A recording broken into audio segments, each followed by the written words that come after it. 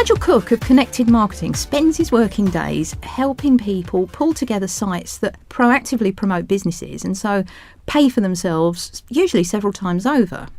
So when we met at his office, my first question was, if my site isn't doing that and I want to improve it, where do I start? I think the first thing you need to do is to decide why you've got a website. It may sound a bit flip, but have you got a website because your mate next door's got one? Or have you got a website because you want to tell people you exist? Or is your website there to actually work for you? Is it there to tell people about your business, or is it there to sell something?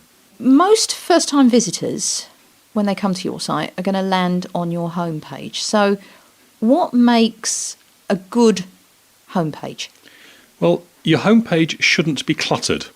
You Right. can't tell everybody everything at the same time. I think we all try and do that, don't we? Absolutely. You need to think about your website homepage, particularly like a newspaper. Newspapers have a very defined appearance.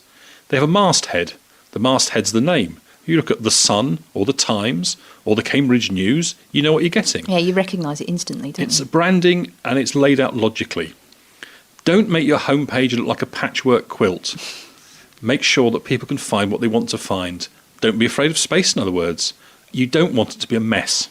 Right. I think people worry about white space, don't they? They worry about white space like they worry about silence.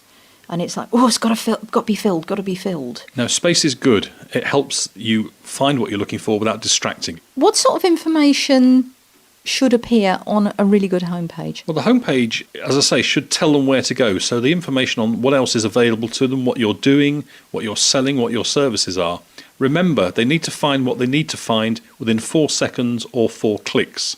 You haven't got long to grab their attention, have you? No, they will go away. The About page, that's the one that trips a lot of people up. You land on a lot of home pages and they want to tell you everything about the company. I usually find personally, from a user's point of view, that works much better on an About page. But what makes a good About page? Well, you have to remember that the person visiting your website doesn't really want to know about you. They want to know what's in it for them. So don't we all over your page. The fact you've been going for 150 years doesn't really mean anything to them. They want to know what you can offer them today.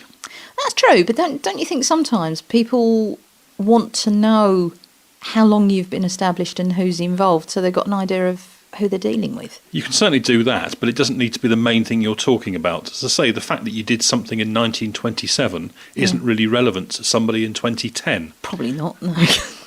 Pictures are good. They like to see the people they're dealing with, because don't forget, people buy from people. So having a picture of the team is really good. Yeah, we find actually our own About page attracts a lot of traffic, which is interesting because when we first put it together, I was told by a number of people, oh, of course the About page isn't very important and no one ever goes there. But ours is always, when we look at the analytics for our site, it's always the second or third most visited page, which is interesting. That's because people are trying to find out a little bit about you, I suppose, credibility. It's a good place to put testimonials. So we've got the homepage sorted and we've got the About page sorted. What are the other big no-nos or the big essentials for making your website work? Well, you need to make sure that people know how to get in touch with you. Have a contact page. Make sure the contact page has at least one telephone number, preferably a landline as well as a mobile, and make sure you use a real email address. Yes, not so-and-so at btinternet.com. Not that I'm having a go at BT Internet. There are lots of freebie email addresses out there.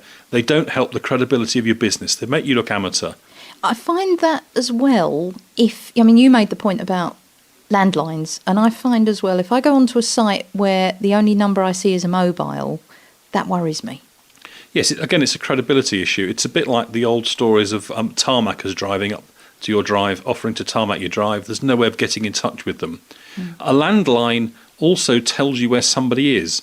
So unless you're trying to be a national business, there's no point in having a non-geographic number. Whoops, we've got an 0844. Mind you, we are national, so that's Absolutely. okay. If you're a national business, do so. But if you're not a national business, don't scare people off. Tell them where you are. Yeah, if you're going for that local clientele, you want them to know that you are a local company. Absolutely. People will buy local increasingly nowadays. Next month, Nigel's going to be talking about the importance of colours and fonts and so on.